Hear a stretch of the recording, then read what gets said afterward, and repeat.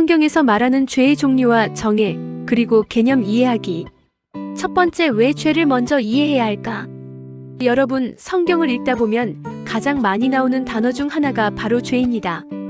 그래서 신앙을 처음 시작하는 분들은 이렇게 묻습니다. 죄가 그렇게 중요한가요? 하나님은 왜 죄를 그렇게 문제 삼으실까요? 작은 실수도 죄인가요? 죄의 종류가 그렇게 많나요? 성경에서 죄를 이해하지 못하면 하나님의 사랑도 예수님의 구원도 우리 삶에서 변화가 필요한 이유도 알 수 없습니다. 그래서 오늘은 성경이 말하는 죄의 정의와 죄의 종류, 그리고 우리 삶과 신앙에서 이것이 어떤 의미인지를 쉽고 깊이 있게 살펴보겠습니다. 두 번째, 죄의 정의. 성경이 말하는 죄란 무엇인가? 성경은 죄를 단순히 도덕적 실수라고 말하지 않습니다. 죄의 핵심은 관계의 단절입니다. 첫째, 죄의 성경적 정의. 하나님을 떠나는 것. 성경에서 죄는 가장 먼저 하나님을 떠나는 것으로 설명됩니다. 의인은 내 백성이 두 가지 악을 행함이라 곧 생수의 근원되는 나를 버린 것. 예레미야 2장 13절. 죄의 본질은 하나님과의 관계의 단절입니다. 하나님 기준에서 벗어난 것. 히브리어 하타와 헬라어 하마르티아 모두 관역을 빗나가다라는 뜻을 가지고 있습니다. 즉 하나님의 뜻에서 벗어난 모든 행위, 생각, 말이 죄입니다. 누구든지 선을 행할 줄 알고도 행하지 아니하면 죄니라. 야고보서 4장 17절. 율법을 어기는 것. 죄는 곧 불법이라. 요한일서 3장 4절. 여기서 불법이란 도덕법 이전의 개념, 즉 하나님의 통치를 거부하는 마음 상태를 말합니다. 세 번째, 죄의 종류. 이제 성경이 말하는 죄의 다양한 종류를 차근차근 살펴보겠습니다. 이 부분이 오늘 강의의 핵심입니다. 첫째, 원죄. 어리저널 신 태어날 때부터 존재하는 죄의 상태. 원죄는 우리가 태어나서 바로 죄를 지었다는 의미가 아니라 아담의 타락으로 인해 인간이 하나님과 단절된 상태로 태어난 것을 뜻합니다. 한 사람으로 말미암아 죄가 세상에 들어오고. 로마서 5장 12절. 원죄의 특징. 죄의 영향 아래 태어나는 상태. 하나님을 따를 힘이 없는 상태. 스스로 선하게 살려고 해도 한계가 있는 상태.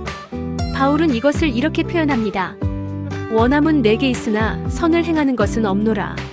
로마서 7장 18절. 둘째, 자범죄. 액처월 신. 우리가 실제로 짓는 죄. 자범죄는 생각, 말, 행동에서 나타나는 죄입니다.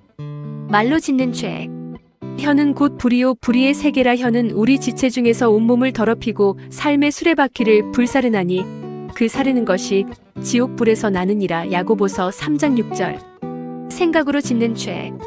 예수님은 음욕조차 죄라고 말씀하셨어요. 여자를 보고 음욕을 품는 자마다 마음에 이미 간음하였느니라. 마태복음 5장 28절. 행동으로 짓는 죄. 도둑질, 거짓말, 미움, 폭력 등 행동으로 나타나는 죄입니다.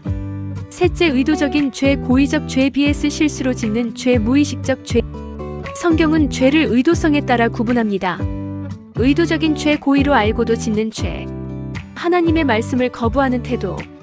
고의로 죄를 범한 자는 용서가 없다. 히브리서 10장 26절. 여기서 용서가 없다는 말은 예수님을 고의로 거부하고 계속 죄를 즐기면 참된 회개가 없다는 뜻입니다. 실수로 짓는 죄. 모르고 지은 죄. 순식간에 말감정으로 나오는 죄. 구약의 제사제도는 대부분 실수로 지은 죄를 위한 제사였습니다. 이는 하나님이 우리 연약함을 이해하신다는 의미입니다. 넷째, 위반의 죄 vs 불순종의 죄. 위반의 죄. 해야 할 일을 반대로 한 죄. 미움, 성적 죄, 거짓말. 불순종의 죄. 오미션해야 할 일을 하지 않은 죄. 선을 행할 줄 알고도 행하지 아니하면 죄니라. 야고보서 4장 17절. 선한 행위를 하지 않는 것도 죄입니다. 다섯째, 관계적 죄. 이웃과의 관계에서 생기는 죄. 예수님은 가장 큰 계명으로 두 가지를 말씀하셨습니다. 하나님 사랑, 이웃 사랑. 마태복음 22장 37에서 39절. 이웃을 미워하고 용서하지 않고 상처 주는 것도 하나님 앞에서는 죄입니다. 그 형제를 미워하는 자마다 살인하는 자니 살인하는 자마다 영생이 그 속에 거하지 아니하는 것을 너희가 아는 바라. 요한일서 3장 15절. 여섯째, 시스템적 구조적 죄. 사회적 죄. 성경에서도 집단적 구조적 죄가 등장합니다. 바벨탑, 소돔과 고모라, 불의한 재판과 억압. 예수님 시대의 종교 지도자들도 구조적인 위선과 억압을 행했습니다. 일곱째 영적 죄. 성경에서 가장 심각한 죄 중 하나가 바로 우상 숭배입니다. 너는 나 외에는 다른 신들을 내게 두지 말라. 출애굽기 20장 3절. 우상은 단순히 목상구상만을 말하는 게 아니라 내 인생에서 하나님보다 더 중요하게 생각하는 모든 것, 돈, 성공, 사람의 인정, 관계의 우상이 될 수 있습니다. 여덟째 성령을 거스르는 죄. 예수님은 성령을 고의적으로 모독하는 죄를 용서받기 어렵다고 말씀하셨습니다.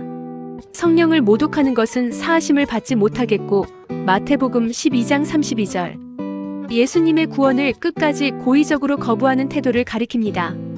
네 번째 죄의 결과. 왜 하나님은 죄를 심각하게 다루시는가? 첫째, 하나님과 관계 단절. 죄악이 너희와 너희 하나님 사이를 내었고 이사야 5장 92절. 둘째, 죽음. 죄의 삭은 사망이요. 로마서 6장 23절. 영적 죽음뿐 아니라 삶의 의미 깊은 평안이 사라지는 죽음도 포함됩니다. 셋째, 마음의 어둠. 마음이 무거워지고 죄책감, 두려움, 불안이 생기며 관계가 깨지고 삶의 방향이 혼란해집니다. 다섯 번째, 죄의 해결. 하나님은 어떤 길을 주셨는가? 하나님은 죄를 지적하고 끝내지 않으십니다. 반드시 길을 주십니다. 첫째, 예수님의 십자가 달려 피 흘리심. 그가 찔림은 우리의 허물 때문이요 그가 상함은 우리의 죄악 때문이라. 그가 징계를 받음으로 우리가 평화를 누리고 그가 채찍에 맞음으로 우리가 나음을 받았도다. 이사야 53장 5절. 예수님의 피는 원죄, 자범죄, 고의죄, 실수하여 지은 죄, 모든 죄를 덮고 문제를 해결할 수 있는 유일한 해결책입니다. 둘째, 회개와 믿음. 만일 우리가 우리 죄를 자백하면 그는 미쁘시고 의로우사 우리 죄를 사하시며 우리를 모든 불의에서 깨끗하게 하실 것이요. 요한일서 1장 9절. 회개는 단순히 잘못했습니다가 아니라 하나님께 다시 돌아가는 방향 전환입니다. 셋째, 새 마음, 새 성품. 성령님은 우리의 마음을 새롭게 하셔서 죄의 지배가 아니라 하나님을 기쁨으로 따라가게 하십니다. 여섯 번째, 우리의 삶에 적용하기.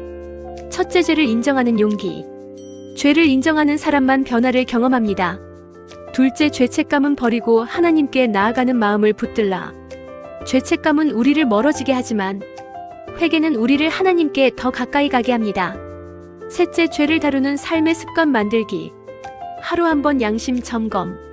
잘못했을 때 즉시 회개. 관계 회복에 적극적이기. 말씀, 기도, 예배의 삶에 자신을 두기. 일곱 번째 결론. 죄를 알면 복음을 더 깊이 이해하게 된다. 죄는 우리를 정죄하기 위한 개념이 아니라 하나님의 은혜를 더 깊이 이해하게 하는 출발점입니다. 죄를 이해해야 예수님의 용서가 얼마나 크고 하나님의 은혜가 얼마나 놀라운지 알 수 있습니다. 오늘 살펴본 죄의 정의와 종류를 통해 여러분의 신앙과 삶이 더 깊은 깨달음과 자유로 나아가기를 축복합니다.